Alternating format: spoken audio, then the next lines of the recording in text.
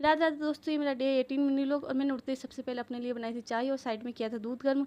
और चाय बना के चाय पीने के बाद फिर मैं चली गई ऊपर छत पे, जहाँ पे मैंने किए थे झाड़ू पोछे। और वहाँ झाड़ू पोछा करने के बाद फिर मैं नीचे आई, फिर मैं नहा धो के हो गई थी रेडी। और उसके बाद फिर मैंने बनाई दूसरी बार चाय पीने के बाद फिर मैंने खाया था तरबूज। तरबूज खा ही रही थी, तब तक आ गए थे जीजू और इन्होंने मुझे व्लॉग एडिट करते हुए देख लिया था। और इनको पता चला था कि मैं व्लॉग बना रही हूँ अभी, तो ये मेरी एक्टिंग कर रहे थे कि मैं कैसे व्लॉग बनाती हूँ और किस तरह से बनाती हूँ। और फिर हम लोगों ने ऐसी मस्ती की। फिर मैंने काम ख़त्म करके खाया था खाना खाने के बाद फिर मेरी बहन ने धोया था आंगन और मैंने लगाया था वाइपर, क्योंकि आज आने वाली थी मम्मी, तो मैंने सोचा फटाफट काम कर लूँ। मैं काम कर रही थी कि इतने में रिशु आई, उसने मेरा फ़ोन देख लिया था, उसे पता था वीडियो चालू है, तो उसने मेरा कैमरा उठा लिया और फिर मैंने उससे फ़ोन छीना। और फिर दिन के टाइम मैंने रेस्ट किया। उसके बाद फिर मैंने सबके लिए बनाई थी चाय। और मैं इधर चाय बना रही थी कि मैडम आई अपना चश्मा लगा के और मेरे सामने चश्मे को दिखा रही थी।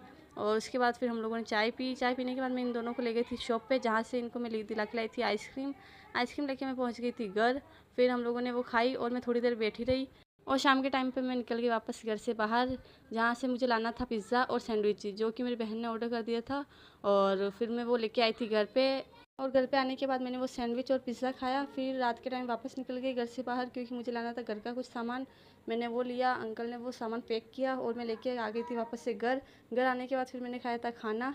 और खाना खाने के बाद पिया था मैंने आमरस। और आज के लिए इतना ही, मिलते हैं अगले ब्लॉग में। बाय।